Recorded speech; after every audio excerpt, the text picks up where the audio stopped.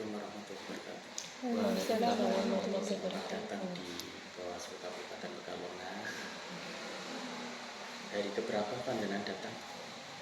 Sudah berapa kali ke sini?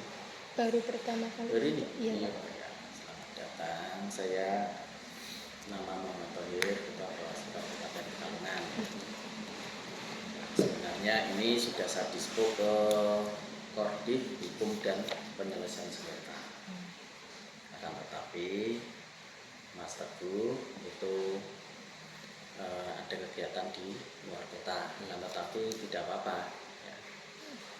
Bisa bersilaturahmi dengan saya ya, betul-betul untuk silaturahmi ya. Silaturahmi untuk bagaimana nanti sekaligus adik-adik melalui wawancara ini ngobrol-ngobrol santai sebenarnya ya, bisa menggali informasi terkait apa-apa yang dilaksanakan oleh Bawaslu. Itu ya. Nanti kita berdiskusi bersama dengan adik-adik, dengan harapan nanti adik-adik bisa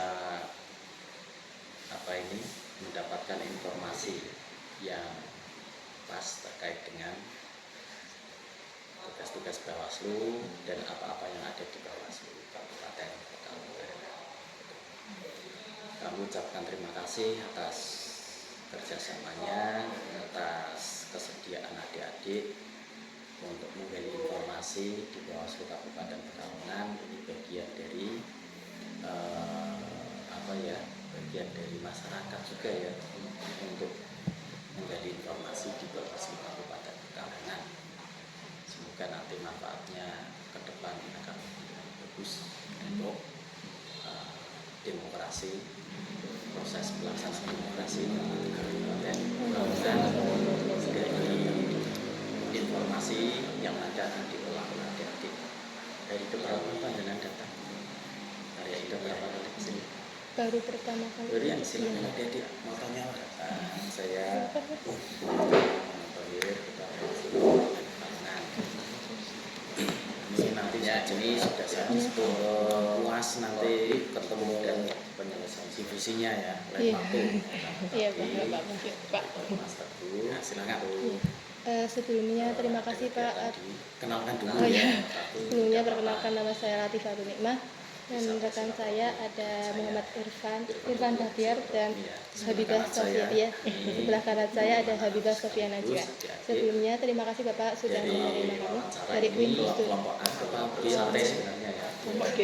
Yang berarti kelas beda kelas. Apa-apa yang dilaksanakan dari UIN Studio ya. Iya Pak.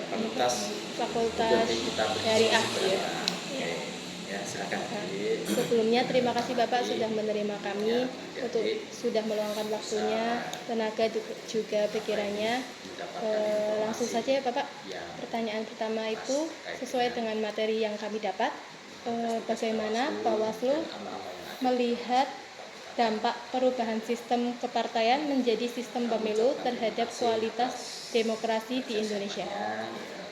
Sistem kepartaian. Iya. Terhadap informasi Perubahan pemilu terhadap kualitas demokrasi. Ya, ini adik-adik.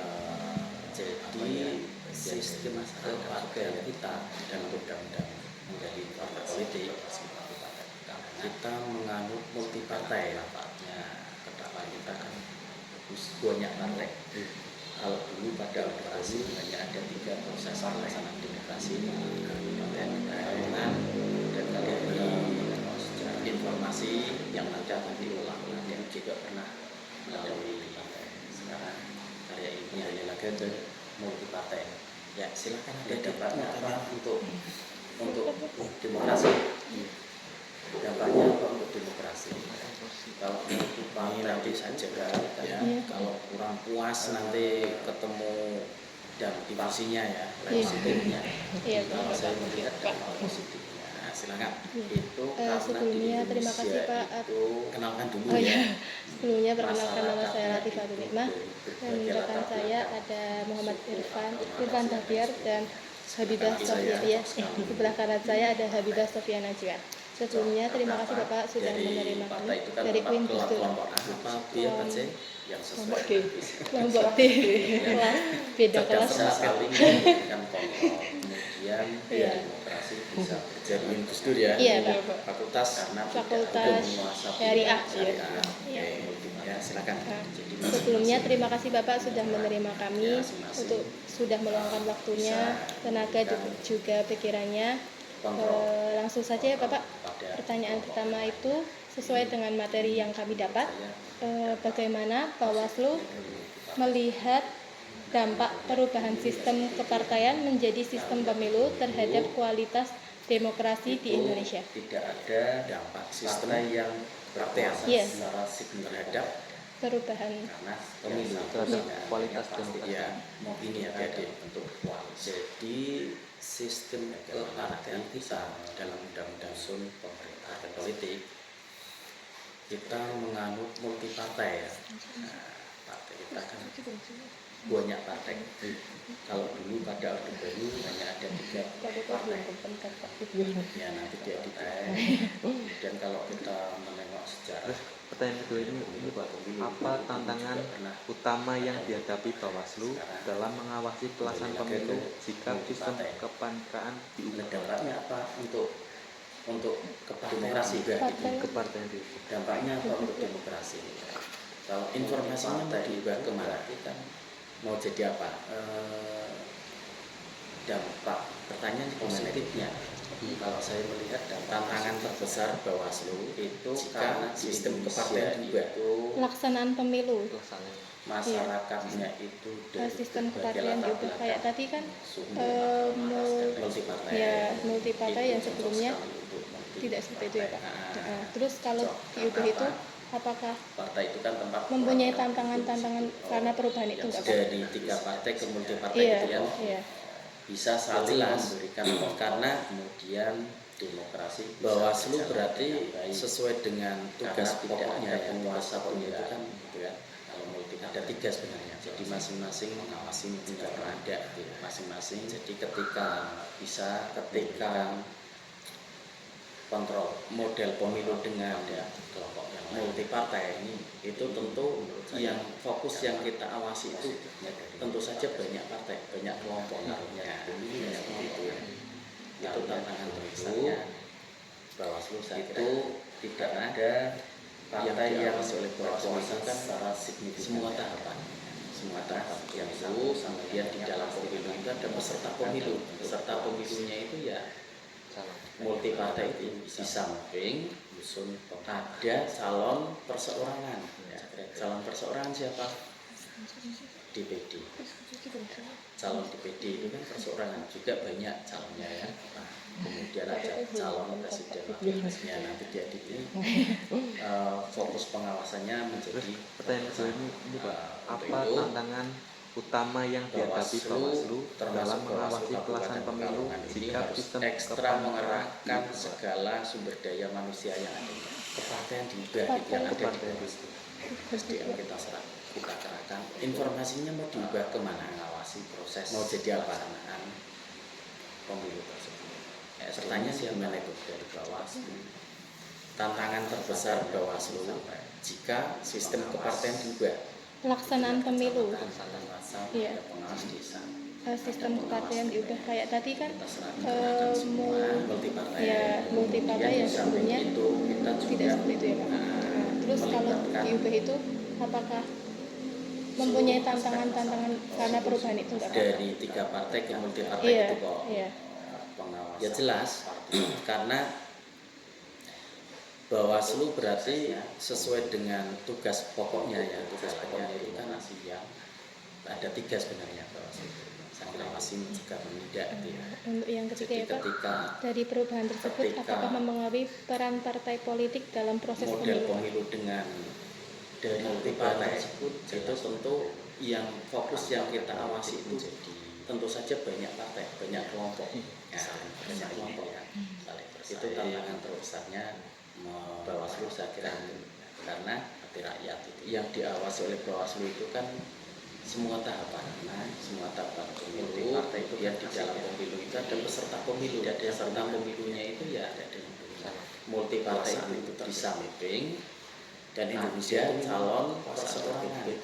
Calon perseorangan siapa? Ada yang dominan DPD. Ya, seperti calon DPD itu kan Terus perseorangan yang juga keempat ya, banyak Bapak. calonnya ya.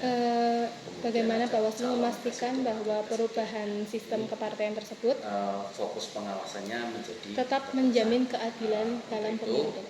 Ya, Bawaslu itu termasuk Bawaslu Kabupaten tugasnya yaitu harus ekstra mengerahkan segala sumber daya manusia itu melalui proses yang ada di mengawasi SDM kerja dan membantu gitu ya, mengawasi proses. Nah, dari proses itu Bawaslu semangatnya ingin bekerja sesuai dengan regulasi pengawas. Di samping mengedepankan prinsip imparsialitas ya, imparsialitas itu memperlakukan semua peserta dengan kemudian di samping itu kita juga jaga integritas, melibatkan kemudian melalui kegiatan-kegiatan simbol-simbol masyarakat kita, pencegahan kita juga pengawasan sampaikan kepada masyarakat ya, termasuk sosialisasi pengawasan partisipatif untuk berjalannya demokrasi yang membentuk desa anti politik uang. Untuk yang ketiga ya Pak, dari perubahan tersebut apakah mempengaruhi peran partai politik dalam proses pemilu, Pak? Yang terkait dengan dari perubahan tersebut jelas sosialisasi netralitas partai politik menjadi dia TNI Polri Prasalisa itu ya. Kemudian sekaligus di situ ada deklarasi memperebutkan intinya itu rakyat kita mengedepankan regulasi satu karena yang kedua kita menjaga independensi, profesionalitas, imparsialitas, kekuasaan itu terkait. Dan Indonesia untuk yang terakhir ya Bapak, dari perubahan tersebut kan pasti ada tantangan terbaru yang harus dihadapi oleh Bawaslu. Terus pertanyaannya, apakah ada saran atau rekomendasi atau pandangan terkait implementasi perubahan sistem tersebut kepartaian ini, Bapak? Ya, tetap menjamin keadilan dalam pemilu. Pasti kita laksanakan ya di setiap Bawaslu itu kan evaluasi tugasnya yaitu menegakkan keadilan pemilu ya, dan di forum-forum menegakkan keadilan pemilu melalui proses rekomendasinya ya mencegah dan disampaikan ke Bawaslu RI. Nah itu dari proses itu kan ke Bawaslu semangatnya ingin bekerja sesuai dengan kekurangan di samping mengedepankan prinsip imparsialitas ya. Imparsialitas itu memperlakukan semua daerah dengan sama rata ya. Kemudian menjaga integritas juga kita rekomendasi. Kemudian melalui kegiatan-kegiatan ya pencegahan persyaratan untuk menjadi sampaikan kepada masyarakat itu masuk sosialisasi berbeda dengan persyaratan badan etiknya di KPU ini agar bisa desa disamping juga politik uang desa aku saya kira itu banyak ada kegiatan-kegiatan yang terkait dengan netralitas ya. Sudah cukup Bapak, terima kasih atas waktunya, terima kasih atas penjelasannya. Kalau masih kurang puas itu nanti bisa disampaikan di kelas. Intinya itu karena ini kita melakukan koordinasi itu tidak bisa datang kedua tidak kita menjaga independensi, profesionalitas, imparsialitas kita kedepankan. Terima kasih. Untuk yang terakhir ya Bapak, dari perubahan tersebut kan pasti ada tantangan terbaru yang harus dihadapi oleh Bawaslu. Terus pertanyaannya, apakah ada saran atau rekomendasi atau pandangan terkait implementasi perubahan sistem kepartaian ini, Bapak? Iya, kalau rekomendasi pasti kita laksanakan ya di setiap evaluasi karena pelaksanaan pemilu sudah usai, kemudian di forum-forum, kemudian kita bikin laporan juga ada rekomendasi ya. Rekomendasinya ya kita sampaikan ke Bawaslu RI untuk bagaimana nanti Bawaslu RI bisa juga menyampaikan ke DPR ya, DPR untuk memperbaiki kekurangan-kekurangan pelaksanaan pemilu melalui undang-undang itu ya. Ada ya termasuk ada ambang batas gitu ya, ambang batas pencalonan presiden itu ya, juga kita rekomendasikan juga. Kemudian terkait dengan persyaratan untuk menjadi pengawas di badan ad hoc itu berbeda dengan persyaratan badan ad hoc-nya di KPU, ini agar bisa disamakan juga. Saya kira itu banyak rekomendasi yang kita sampaikan. Saya kira itu. Sudah cukup Bapak. Terima kasih atas waktunya, terima kasih atas penjelasannya. Atas Kalau masih kurang puas nanti bisa disambung ya. Iya. Iya, terima kasih. Karena ini Mas Teguh koordinatnya itu tidak bisa datang sehingga tidak apa-apa tak indah saja. Iya. Iya. Cukup. Terima kasih. Iya, Terima kasih Pak atas ilmunya tadi. Ya. Sering-sering kesini juga tidak apa-apa diskusi. Iya.